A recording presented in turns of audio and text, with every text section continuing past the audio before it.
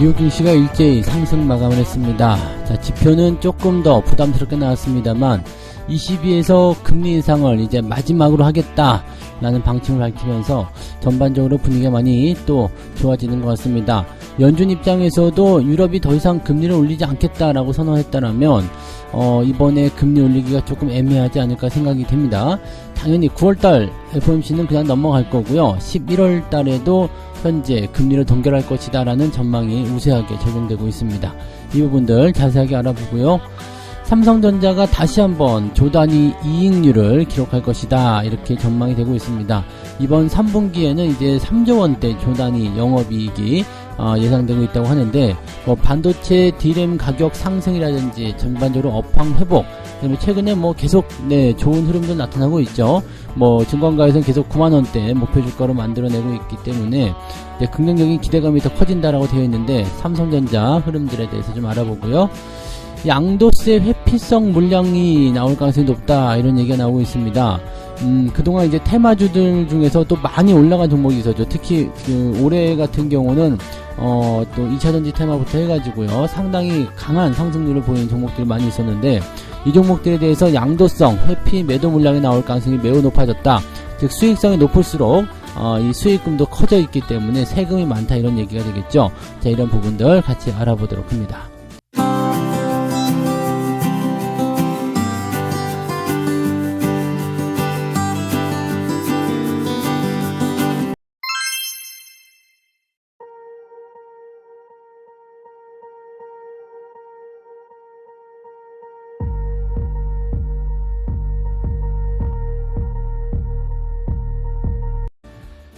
네, 반갑습니다. 오늘은 9월 15일 금요일입니다. 미국 증시가 상승세를 보였는데 특별한 재료가 별로 없었어요. 그래서 뉴스가 조금 늦어졌는데 일단은 계속 똑같은 이야기입니다. CPI 지표 이야기도 나오고 뭔 얘기 나오고 하는데 뭐가 됐든지 간에 일단 경제지표상에서는 약간 부담을 느낄 수 있는 수준이지만 지수는 잘 올라갔습니다. 다우지수가 0.9% 정도 상승했고요. 나스닥이 0.8% 상승세를 보였습니다. 전체적으로는 오름세를 계속 유지하고 움직였기 때문에 시장에 대한 관점은 긍정적으로 받아들일 수 있을 거라 생각합니다. 여기서는 굳이 토를 달거나 할 것도 없습니다. 그냥 꾸준하게 계속 올랐어요. 네, 어제 우리 증시 같은 경우처럼 그렇게 올라섰기 때문에 국내 증시의 흐름이 오늘도 좋게 만들어진다면 긍정적일 것 같고요. 좋은 흐름을 타고서 영향을 그대로 받아서 일단 상승 출발 또 예상이 되지만 이 부분을 또 계속 지켜내지 못하고 주말 변동성에 노출이 된다면 오늘은 오후 시점으로 갈수록 주가 좀 떨어질 수도 있겠죠. 그래서 매매 포지션은요 아침에 떠서 시작하게 된다면은 일단 주의하는 것이 그것이 정석입니다. 그래서 아침부터 또 너무 주가 올라간다고 좋아하지 마시고 흐름들 잘 살피면서 가시면 좋겠습니다. 어차피 지금 더 올라가더라도요 아직 2600 넘어가기는 어렵습니다. 그러니까 현재 시점에서는 급하거나 서두러야 될 이유가 전혀 없다라는 것을 꼭 기억하시면서 항상 침착한 대응, 막 불타오르고 있다라면 한 번 정도 눌러주시고 너무 차갑게 식었다 그러면 한 번 정도 끌어올려주시고 이런 식으로 조절해 가시면서 투자를 이어나가시기 바랍니다. 자, 내용을 한번 살펴볼게요. 인플레이션에 대한 우려감 이런 것들이 일단 나오고 있습니다. 생산자 물가지수가 상승했고요. 유가가 또 많이 올랐죠. 그래서 이런 부분들이 나왔는데 일단은 금리 인상에 대한 기대감이 많이 줄어들었다라고 보시면 되겠습니다. 그래서 현재로서는 일단 금리 동결에 대한 가능성들 그런 전망치가 계속 높아지고 있기 때문에 시장에게는 상당하게 부담감이 좀 줄어든 상태다고 보시면 되겠습니다. 미국의 8월 생산자 물가지수는 계절 조정 기준 전달보다 0.7% 정도 상승했다라고 되어 있습니다. 0.7% 상승이면은 예상치가 0.4였기 때문에 상당히 많이 웃도는 모습이라고 보시면 되겠습니다. 그래서 0.7이면 제법 많이 오른 그런 편이에요.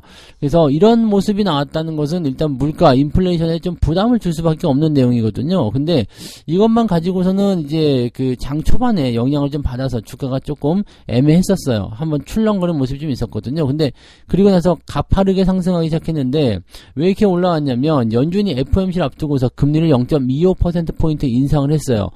금리 인상했는데 뭐가 좋아요? 근데 여기서 중요한 건 뭐냐, 이번 성명을 또 발표했잖아요. 금리 인상을 하고 나서 이제 이야기를 좀 하는데, 주요 금리가 충분히 오랫동안 유지되면 인플레이션을 목표치로 적시에 돌아오게 하는데 기여를 할 것이다. 자, 이거는 파월 얘기하고 조금 달랐어요. 인플레이션이 잡힐 때까지 금리 인상이라든지 긴축 정책을 계속하겠다, 이런 얘기가 아니라, 자, 어느 정도 올려놨으니까 이 상태를 유지하게 되면 인플레이션 지가 떨어지지 않고 못 빼길 것이다, 이런 식으로 얘기하는 거죠. 그러니까 다시 얘기하면 ECB 입장에서는 우리는 금리 인상을 더 이상은 하지 않겠습니다, 이런 식으로 얘기를 하는 겁니다. 더 이상 금리 인상은 필요 없고 이 정도 높은 수준이라면 인플레이션이 자동적으로 떨어지게 될 것이다, 이렇게 얘기가 되는 거죠. ECB는 좀 말이 통하는 것 같은 느낌이죠. 네, 파월도 말 좀 이렇게 했으면 좋겠어요. 네, 우리도 긴축적으로 막 계속 가야 되겠다, 이게 아니라, 자, 상당히 높은 수준의 금리까지 도달을 했고 이 정도 금리에서 기업에게 더 이상 부담을 줄 수 없기 때문에 이거 계속 유지하겠다, 그러면 인플레이션도 결국에는 떨어지게 될 것이다, 이렇게 얘기를 해줘야지 네, 시장이 좋아지지 않겠습니까? 빨리 통역하셔가지고 파월한테 전화 한 통 넣어주세요. 네. 자, 그래서 뉴욕 증시 전문가들은 일단 이 인플레이션 강화에 대한 부분들이 연준의 어떤 금리 인상, 그 높은 금리 상황을 더욱더 오랫동안 유지하게 되는 그런 흐름으로 갈 것이다라고 보여지고 있습니다만, 그렇다고 하더라도 네, 금리가 더 이상 많이 올라갈 만한 그런 이유도 별로 없다라고 되어 있습니다. 다음 주에는 금리 동결 거의 확실시 되고 있습니다. 그냥 90한 7, 8% 된다고 그랬죠. 그래서 그냥 확실하다고 보시면 될 것 같고요. 대신에 이제 경제지표가 계속적으로 좋아지거나 이런 물가지표가 계속해서 올라간다면 긴축에 대한 우려감은 또 나올 수 있겠죠. 하지만 ECB의 이런 발언을 통해 가지고 연준이 상당히 부담을 느낄 수밖에 없는 상황이 되었다, 이렇게 받아보시면 될 것 같습니다. 연준 입장에서는 상당히 좀 곤란하거나 어려운 위치에 좀 서 있을 것이다 라고 되어 있긴 한데 어려울 거 없어요. 이미 미국 금리가 5%대 기록했다는 것은 상당히 역대급 네, 금리 수준이라고 보시면 됩니다. 그래서 제가 지난번에도 5%대 금리 말씀드렸잖아요. 5% 초반까지는 진행이 될 것이다. 그래서 금리가 인상하는 기간 동안에는 뭐 보험주라든지 이런 관련주들 매매하는 것이 좋다, 그런 의미가 있었던 부분이고요. 이제 5%가 넘어간 시점부터는 금리를 올리는 것도 사실은 좀 부담스러워요. 왜냐면은 과거와 같은 상태의 경제 규모도 아니고요. 그 다음에 기업들 입장에서도 금리가 더 이상 올라가게 되면 상당히 좀 부담스러운 느낌들을 많이 받게 될 것이기 때문이죠. 그래서 연준의 금리 인상도 이제 막바지를 향해 달려간다. 자, 이제 우리의 시대가 올 것이다라고 말씀드릴 수 있을 것 같아요. 자, 어쨌든 좋은 기운들 모아서 오늘도 아침에 상승 출발 기대해 보고요.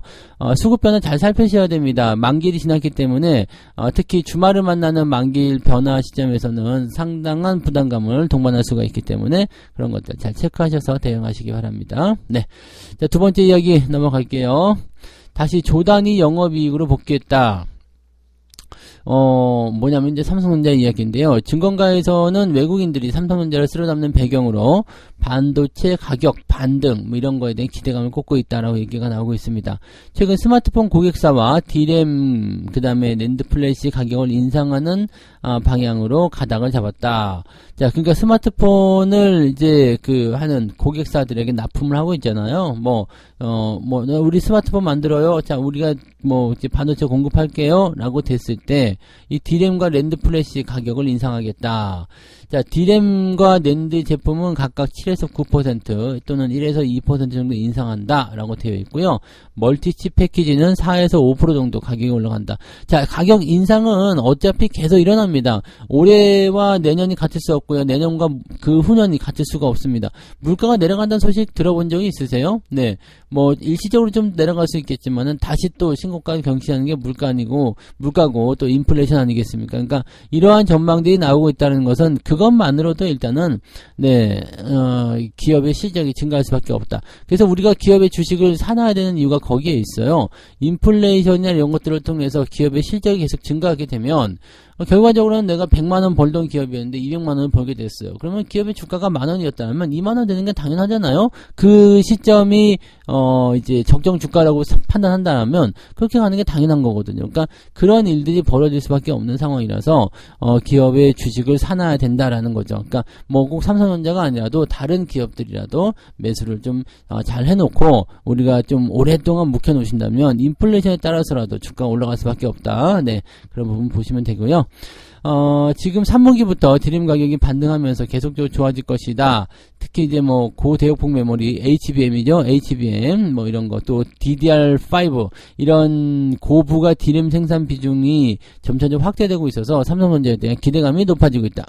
삼성전자 조금 올라오니까 좋은 얘기 바로 나오는 거 봐요. 참 신기하죠. 네, 이런 좋은 얘기 나오기 전에 바로 매수를 해서 보유해야 됩니다. 이미 뉴스 보고 들어가면 늦어요. 네. 자, 이 KB증권 연구원은 뭐라고 했느냐? 고객사의 재고 조정 일단락과 제조사의 감산 효과로 4분기 메모리 반도체의 가격은 상승 전환이 될 것이다. 자, 메모리 업황이 이렇게 바닥을 통과하다 보니까 3분기 실적 전망에서도 아주 좋은 그런 부분들이 감지되고 있다고 합니다. FM 가이드에 따르면은요, 삼성전자의 3분기 영업이익 전망치가요 3조 64억 원으로 늘어났다고 합니다. 한 달 전에는 2조 원대였는데 자릿수를 바꿨어요. 3조 원대로. 이거 2조 9천억하고 3조 원하고 완전 다른 거 아시죠? 네. 3조 원 하니까 뭔가 꽉 차 보이잖아요. 네. 그래서 이런 부분들, 영업이익이 조 단위를 일단 회복했다라는 것도 긍정적인 부분이긴 한데, 저렇게 3조 원대 이상의 영업이익을 만들어낸다라면 상당히 좋은 쪽으로 우리가 해석을 할 수도 있을 것 같습니다. 삼성전자 실적 발표는 다음 달에 바로 나오기 때문에요. 자, 이런 부분들에 대한 기대감들이 실적 발표 전까지 계속 이어질 것으로 생각되고, 만약에 실적 발표가 정말 예상치처럼 이렇게 좋게 나온다거나 예상치보다 더 훌륭하게 나온다라면 주가는 더 많이 올라갈 수도 있다는 것을 생각하실 수 있겠습니다. 네. 자, 그래서 올해 영업이익 전망치를 약 7조에서 8조 정도로 예상하고 있다라고 되어 있기 때문에 이번 3분기에 3조가 나온다라면 다음 분기에는 4조 정도도 나올 수 있다. 4조 이상 나올 수 있다는 얘기죠. 네. 그런 식으로 우리가 계산하시면 된다는 얘기입니다. 그래서 3분기, 4분기 실적이 증가하면서 내년도까지 된다라면 더 좋은 흐름들로 연결될 것이다 라고 보여지는 부분이죠.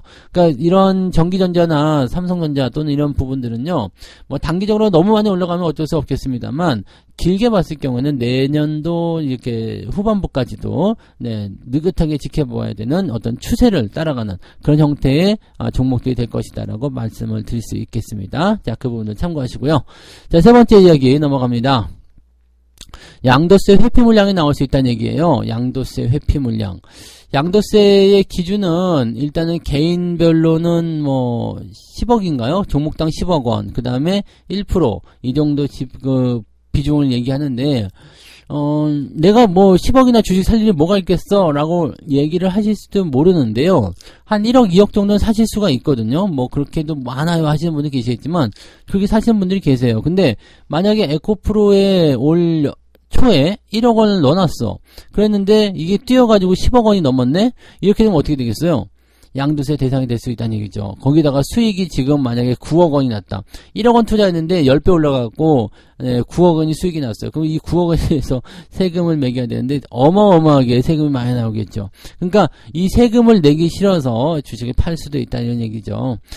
지금 포스코 홀딩스 순매수 금액이 5조 원대, 그 다음에 포스코 인터내셔널, 포스코 퓨처엠 이런 포스코 그룹주들이 지금 현재 개인 투자자들의 매수 상위에 올라가 있고, 지금 이렇게 2차전지 테마가 붙은 쪽으로 과반수가 넘어가 있는 상태이기 때문에 수익이 안 나신 분들도 있을 수 있겠지만 수익이 많이 나오신 분들 입장에서는 네, 골치 아픈 상황이 좀 만날 수도 있겠죠. 네, 여기 10억 원 맞네요. 10억 원 이상 보유하거나 또는 코스피 1%, 코스닥 2%일 경우 대주주로 분류가 된다. 이걸 피하려면 어떻게 해요? 네.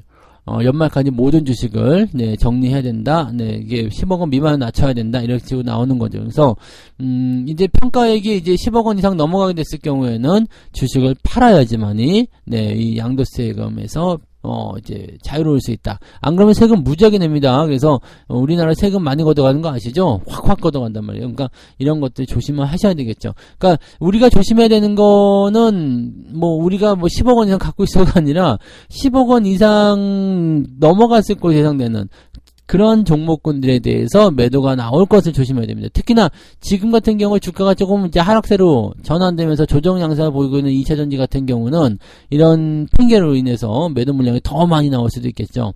자, 국내 증시 같은 경우는 사실 따르게는 걱정 안 하셔도 됩니다. 왜냐면 걔네들 올라온 게 없어요. 국내 증시는 올라온 게 없기 때문에 올해는 뭐 이게 양도세 회피 물량 뭐 이런 건 원래부터 처음부터 많이 산 거 아닌 이상은 별로 걱정하지 않으셔야 되는데, 이렇게 테마별로 올라간 것들 있잖아요. 이런 것들은 주의가 좀 나와야 되겠죠.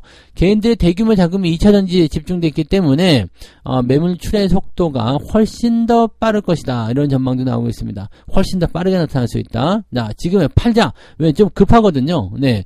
마음이 급해요, 마음이. 그래서 팔고 다른 거 올라가는 거 사자. 그래서 2차전지 쪽에 대한 매수보다도 이제는 매도가 더 많이 나올 수 있다라는 게 이제 전망인 부분인 거고요. 다른 테마주들도 마찬가지예요. 뭐 초전도체 관련한 테마주, 신성데이터테크. 저는 네 이게 1500% 1600% 이렇게 나오지만은 10억 원은 안 됩니다. 네, 10억 원이 뭐야? 1억도 안 됩니다. 그러니까 이런 거는 뭐 걱정할 필요가 없는데, 이게 소액으로 하시는 분들은 별로 걱정이 안 되죠. 근데 많이 하시는 분들 같은 경우는 좀 이제 부담이 될 수가 있겠죠. 만약에 한 뭐 5천만 원 정도 넣었는데 이게 한 1000% 올랐다. 그러면은 어떻게 되겠어요? 그래도 안 되네. 네. 걱정할 게 없겠는데요. 네. 이 뭐 조그만 테마주에다가 중소형주에 몇 억씩 집어넣으시는 분은 별로 안 계시잖아요. 그죠? 네. 하여튼 뭐 그런 부분들이고요. 뭐 이렇게 수익률이 좀 가파르게 올라간 종목은 또 근데 단기로 매매하시거나 또는 한 종목에 몰빵 치시거나 이런 분들은요. 몇억 단위로, 억 단위로 그냥 집어넣으시는 분들 계시죠. 왜냐면 1억, 2억 집어넣어가지고 수익을 와장창, 네. 뭐 1000만 원으로 10% 수익 나면은 100만 원이지만 한 1억 집어넣으면은 10% 수익만 나도 1000만 원이잖아요. 그러니까 그렇게 하시는 분들도 있기는 있어요. 그러니까 그런 것들도 한번 고민해 본다라면 이 시장 개인 투자자들이 많이 이제 관여를 하는 코스닥 시장 같은 경우에는 이런 매물 좀 나올 수 있을 가능성이 있다라고 보셔야 되는 게 맞는 거죠. 그래서 양도세 회피 물량들이 나올 수 있고, 이렇게 양도세에 대한 어떤 회피 물량이 확 떨어지게 된다면은 분위기는 조금 다운될 수 있지 않을까라고 생각해 봅니다.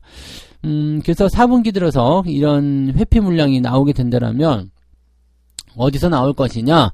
대형주들 같은 경우는 큰 걱정은 없을 것 같아요. 왜냐면 수익률도 저조했고, 또 그 다음에 규모가 워낙 크기 때문에 크게 올라가기 또 좀 어렵고, 그 다음에 워낙 또 이제 대형주 같은 경우는 그동안 사람들이 별로 안 좋아했잖아요. 그래서 매수하기가 좀 껄끄러웠을 테니까 삼성전자로 양도세 내는 분 별로 없을 거란 말이죠. 그러니까 그런 부분인데, 중소형주 같은 경우는 올해 테마성 재료 때문에 수익률이 굉장히 높았단 말이에요. 그러니까 그런 부분들이 긍정적으로 나올 수 있다라고, 긍정적이 아니죠. 부담적으로 나올 수가 있다라고 판단하시면 되겠습니다. 그래서 시장이 가지고 있는 이런 어떤 움직임이나 포지션들 잘 살피면서 가셔야 될 것 같고요. 특히 수익률이 높아서 많이 올라간 주식들, 하여튼 많이 올라간 주식은 뭐가 됐든 간에 다 문제네요. 그죠? 네, 이런 것들에 대한 문제점은 반드시 인식하고 계셔야 되겠다는 걸 꼭 명심하시기 바랍니다. 자, 그래서 오늘 세 가지 이야기 말씀드렸습니다. 지표 발표를 했는데, 일단은 약간 안 좋게 나왔음에도 불구하고 미국 증시는 강하게 올랐다. 그 뒤에는 ECB와 같은 그런 기구들의 금리 동결이 있었다라고 보시면 되겠습니다. 뭐, 개별적인 종목들로는 뭐, 니콜라가 수소차 뭐, 곧 어쩌고저쩌고 한다 해가지고 30% 넘게 올랐죠. 수소차 관련주들이 오늘 조금 반등할 수도 있어요. 그런 용도의 움직임들이 좀 있는 거고, 뭐 그냥 그렇죠. 그 다음에는 뭐 특별한 건 없는 것 같았어요. 네. 그 다음에 삼성전자가 다시 조단위 이익을 얻었다. 네, 조단위 이익 3분기 때 3조 원 넘는 이익이라고 하니까 더 높아질 수도 있겠죠. 네, 여기다 기대감들을 좀 가져볼 필요가 있겠습니다. 아무런 근거 없이 3조 원이다 이렇게 딱 얘기하진 않아요. 그래서 적어도 이제 2조 9천억 뭐 2조 원대 이상 네, 충분히 나온다. 2조 원대 후반 충분히 나온다. 이렇게 보실 수가 있는 내용이 되겠죠. 더 나오지 않는 게 이상해 라고 생각하시면서 보시면 되겠습니다. 그래서 삼성전자가 일단 그렇게 나오면서 증권사들도 계속 9만원대로 올려잡고 있기 때문에 여러분들도 홀딩 유지 잘 해주시면 되겠어요.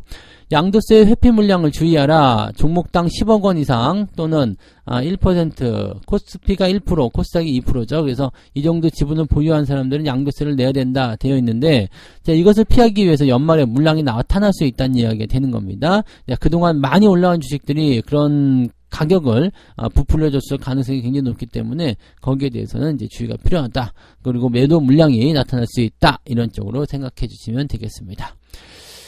자, 책 한 곡 읽고 마무리할게요. 교과서 펴세요. 네, 스타코믹스 읽도록 합니다. 40페이지요.